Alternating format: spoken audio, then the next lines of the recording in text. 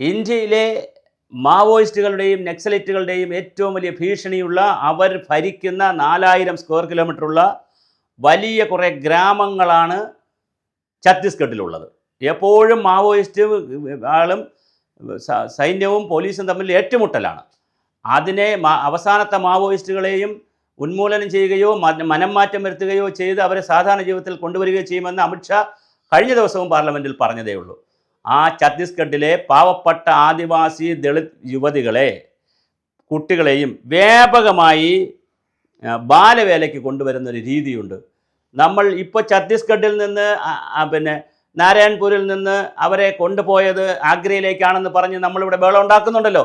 കേരളത്തിലും കൊണ്ടുവന്നിട്ടുണ്ട്.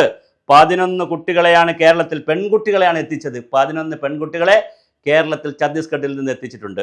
28/6/2019 വന്നിട്ടുള്ള പത്രവാർ തൃശ്ശൂരിലാണ് അവരെ എത്തിച്ചത്. ആധാർ കാർഡില്ല, അല്ല ആധാർ കാർഡിൽ തിരുത്തി അവരുടെ പ്രായം തിരുത്തി. നിങ്ങൾ നോക്കൂ, ആധാർ കാർഡ് വലിയ ആധികാരിക രേഖയാണ്. നമ്മൾ പറയുമ്പോൾ ആധാർ കാർഡിൽ തിരുത്തി അവരെ എവിടെ കൊണ്ടുവന്നു? കേരളത്തിൽ കൊണ്ടുവന്നു. കേരളത്തിൽ കൊണ്ടുവന്നേ പിന്നെയല്ലേ ഈ മറ്റ് സ്റ്റേറ്റുകൾ കൊണ്ടുവന്നത്. അത് കൊണ്ടുവന്നത് ഛത്തീസ്ഗഡ്, ഒഡീഷ സംസ്ഥാനങ്ങളിൽ നിന്നാണ്. ഒഡീഷയിലും കുറച്ച് പാവപ്പെട്ട ആദിവാസികളുണ്ട്. അവരെ എന്തോരം ദുരിതമാണ് കാണിക്കുന്നത്. സ്വാതന്ത്ര്യം കിട്ടി 75 വർഷമായി. അവരുടെ കാര്യത്തിൽ ഇപ്പോഴാണ് ഒരു സ്റ്റേറ്റ് ആവുകയും അവരെ കാര്യങ്ങളിലേക്ക് ഗവൺമെൻറ്റൊക്കെ, കേന്ദ്ര ഗവൺമെൻറ്റൊക്കെ സീരിയസ് ആയി ചിന്തിക്കുകയൊക്കെ തന്നെ ചെയ്യുന്നത്.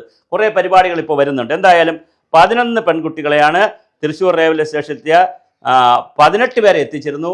അതിൽ 11 പേരും പ്രായപൂർത്തിയാകാത്തവരാണ്. കണ്ടാൽ കുറച്ച് തടിയും അല്ലെങ്കിൽ പ്രായം തോന്നിക്കുമെന്നുള്ള രീതിയിൽ 18 വയസ്സാവും എന്നുള്ള നിലയിൽ അവരുടെ ആധാർ തിരുത്തിയാണ് അവരെ എത്തിച്ചത്. 11 പേര് കോട്ടയം, തൃശ്ശൂർ ജില്ലകളിലെ ചില മഠങ്ങളിൽ ജോലിക്കായാണ് എത്തിച്ചത്. നമ്മൾ ക്രിസ്തീയ സമുദായത്തോടും ക്രിസ്തീയ കന്യാസ്ത്രീയോടും അച്ഛന്മാരോടും എല്ലാ ബഹുമാനവും നിലനിർത്തി പറയട്ടെ, നിങ്ങൾ ഇതിനെ സംബന്ധിച്ച് രേഖകൾ പുറത്തു വരുന്നത് നിങ്ങൾക്ക് ഭൂഷണമല്ല. ഇത് നിങ്ങൾ ഛത്തീസ്ഗഡിലെ ആദിവാസികളെ രക്ഷിക്കാനാണെങ്കിൽ നിങ്ങൾ അവിടെ പോയി മിഷണറി പ്രവർത്തനം ചെയ്യണം. നിങ്ങൾ അവിടുത്തെ ആളുകളെ രക്ഷിക്കാനാണെങ്കിൽ അവർക്ക് അവിടെ പോയി ഫുഡും കാര്യങ്ങളും കൊടുക്കണം. നിങ്ങൾ ആധാർ കാർഡിലൊക്കെ തിരുത്തി മനുഷ്യക്കടത്തിന് കൂട്ടുനിൽക്കുന്ന അവിടുത്തെ ആളുകളിൽ നിന്ന് കുട്ടികളെ കൈമാറരുത്. ഇത് ഞാൻ ആധികാരികമായി പറയുന്നത് പത്രവാർത്തയുടെ അടിസ്ഥാനത്തിലാണ്. അപ്പോൾ അത് അങ്ങനെ ഇവിടെ നടത്തും. പെൺകുട്ടികളെ എത്തിച്ച ഏജന്റിനെയും കസ്റ്റഡിയിലെടുത്തു. അപ്പോൾ അവിടെ വലിയ വ്യാപകമായ തോതിൽ മനുഷ്യക്കടത്ത് നടത്തുന്ന ഏജന്റന്മാർ ഉള്ളൊരു സംസ്ഥാനമാണ് ഛത്തീസ്ഗഡ്. അതുകൊണ്ടാണ് അവർ അവിടെ നിന്ന് കുട്ടികളെ കൊണ്ടുപോകണമെങ്കിൽ കൃത്യമായ നിയമമുണ്ടാക്കിയത്. എന്തായാലും നിയമം? ഒന്ന്, വില്ലേജ് പാലായൻ സർട്ടിഫിക്കറ്റ് വേണം. അവിടെ നിന്ന് പലായനം ചെയ്യാന്ന് പറഞ്ഞാൽ, ഹിന്ദി പാലായനം എന്ന് പറഞ്ഞാൽ മലയാളത്തിലും പാലായനം എന്ന് പറഞ്ഞാൽ കൊണ്ടുപോകുന്നത്. അവിടെ നിന്ന് കൊണ്ടുപോകണമെങ്കിൽ കൃത്യമായി വില്ലേജ് പാലായൻ രജിസ്റ്ററിൽ പേര് ചേർത്തിരിക്കണം. അത് ചേർക്കാൻ അത്ര എളുപ്പമല്ല. കാര്യം മാതാപിതാക്കളുടെ കൺസെന്റ് വേണം. ഒരുപാട് പ്രൊസീജിയർ ഉണ്ട്. പ്രായപൂർത്തിയായിരിക്കണം, കുട്ടികളുടെ കൺസെന്റ് വേണം, അപ്പോൾ പ്രൊസീജിയർ ഉള്ളത് കൊണ്ട് തന്നെ അതൊന്നും ചെയ്യാതെ ഏജന്റന്മാർ കാശ് വാങ്ങാൻ വേണ്ടി ഇങ്ങനെ കാശ് വാങ്ങിയതിനെ കൊടുക്കുന്നു. അത് പക്ഷേ ഏറ്റുവാങ്ങുന്നവർ ആരായാലും, മഠത്തിലുള്ളവരായാലും മറ്റാരായാലും, ഇനി സന്യാസി ആശ്രമങ്ങളിലുള്ളവരായാലും, ഹിന്ദു സന്യാസിമാരുടെ ഇടങ്ങളിലായാലും, മുസ്ലിങ്ങളുടെ ഇടങ്ങളിലായാലും, ആരുടെ സ്ഥലങ്ങളിലായാലും, ഞാൻ ഒരു മഠത്തെ മാത്രമായി പറയുന്നില്ല, ഒരു പ്രദേശത്തെ മാത്രമായി പറയുന്നില്ല, ആരുടെ ഇടങ്ങളിൽ ചെയ്തിട്ടുണ്ടെങ്കിലും അത് ഗുരുതരമായ ക്രിമിനൽ കുറ്റമാണ്. പക്ഷേ ഈ കൊണ്ടുവന്ന കുട്ടികളെ എന്ത് ചെയ്തു? ചൈൽഡ് ലൈനിൽ ഏൽപ്പിച്ചിട്ട് പിന്നെ അവരെ മാതാപിതാക്കളുടെ അടുത്തേക്ക് അയക്കുകയാണ് ചെയ്തത്. വിശാഖപട്ടണം കൊല്ലം എക്സ്പ്രസ്സിൽ രാവിലെ 9:30 നാഗേന്ദ്രൻ എന്ന് പറയുന്ന ഏജന്റ് പെൺകുട്ടികളുമായി തൃശ്ശൂരിലിറങ്ങി. 2 ദിവസമായി ഭക്ഷണം കഴിക്കാതെ ക്ഷീണാവസ്ഥയുള്ള കുട്ടികളെ കണ്ട് ചൈൽഡ് ലൈൻ പ്രവർത്തകർ റെയിൽവേ പോലീസിൽ അറിയിച്ചു. സാമൂഹ്യനീതി വകുപ്പിന് കീഴിലുള്ള റെസ്ക്യൂ ഹോമിൽ എത്തിച്ച ശേഷം പോലീസ് ഇവരുടെ ആധാർ കാർഡുകൾ പരിശോധിച്ചപ്പോഴാണ് വളരെ ഗുരുതരമായ തെറ്റുകൾ. അവരുടെ വയസ്സൊക്കെ 25 മുതൽ 28 വരെ രേഖപ്പെടുത്തിയിരിക്കുന്നു. പെൺകുട്ടികളെ ചോദിക്കുമ്പോൾ അവർക്ക് 18 വയസ്സായിട്ടില്ല. എത്ര ഗുരുതരമായ പ്രശ്നമാണ്. കാഴ്ചയിൽ തന്നെ അവർ 20 വയസ്സിന് താഴെ വരുന്നേ ഉള്ളൂ. അപ്പോൾ പാവപ്പെട്ട ആദിവാസി കുട്ടികളെ, ആദിവാസി ദളിത് വിഭാഗത്തിലെ കുട്ടികളെ കൊണ്ടുവന്ന് കൺവെർട്ട് ചെയ്യുകയോ അല്ലെങ്കിൽ കൺവെർട്ട് ചെയ്തില്ലെങ്കിൽ ഇത്തരം ബാലവേലയ്ക്ക് ഉപയോഗിക്കുകയോ ചെയ്യുന്നതിനെ ചോദ്യം ചെയ്യണ്ടേ? അത് ചോദ്യം ചെയ്യപ്പെടണം. അത് വളരെ പ്രധാനപ്പെട്ട കാര്യമാണ്. QR കോഡ് സ്കാൻ ഉപയോഗിച്ച് എല്ലാവരുടെ ആധാർ കാർഡ് പരിശോധിച്ചപ്പോൾ 18 പേരിൽ 11 പേരുടെ പ്രായം 17 വയസ്സിന് താഴെയാണ്.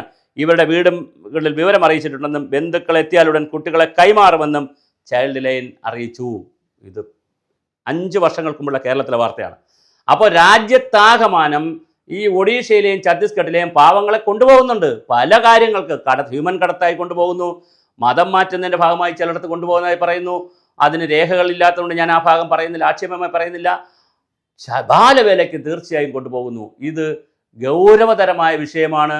അതുകൊണ്ട് തന്നെയാണ് ഇതിൽ ഇത്രയും വ്യാപകമായൊരു വൈകാരിക വിഷയമായി, ഒരു സെൻസിറ്റീവ് വിഷയമായി അവിടെ ഹിന്ദു സംഘടനകളും സംഘപരിവാർ സംഘടനകളും ഒക്കെ ഇത് ഏറ്റെടുത്തതുകൊണ്ടായിരിക്കാം എന്ന് ഞാൻ മനസ്സിലാക്കുന്നു. അതുകൊണ്ടാണ് ഇത്രയും വൈകാരിക വിഷയമായി വരുന്നത്. കാരണം ആളുകളെ ഈ പറയുന്ന പോലെ കൊണ്ടുപോയി അവരെ കടത്തിക്കൊണ്ടു പോകുമ്പോൾ സ്വാഭാവികമായിട്ട് ആ കുടുംബത്തിലെ മാതാപിതാക്കൾക്കൊക്കെ ഇനി കാണാൻ പറ്റുമോ?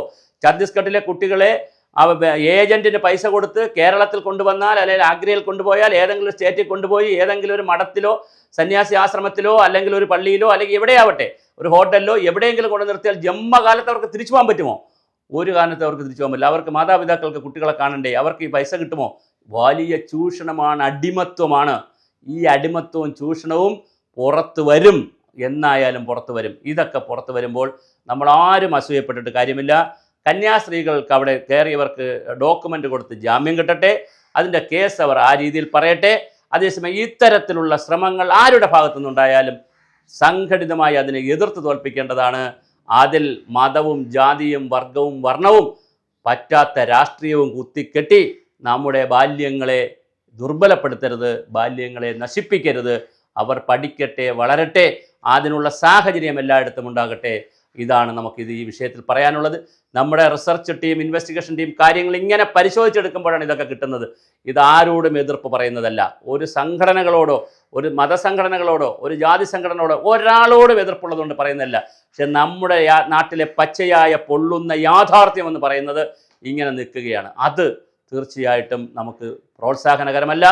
നമ്മൾ ഭരണഘടനയുടെ കീഴിലാണെങ്കിൽ ബാലവേലയും മനുഷ്യക്കടത്തും അതുപോലെ തന്നെ മതം മാറ്റവും എല്ലാം വലിയ ഗുരുതരമായ ഫോഴ്സിന് മതം മാറ്റമാണ്. അല്ലാതെ മതം മാറും ആളുകൾ. ധാരാളം പേർ ക്രിസ്തു മതത്തിലും ഇസ്ലാം മതത്തിലും അങ്ങോട്ട് ഹിന്ദു മതത്തിലും അങ്ങോട്ടും ഇങ്ങോട്ടൊക്കെ പല രൂപത്തിൽ മതം മാറുന്നുണ്ട്. പക്ഷേ അതല്ല വിഷയം.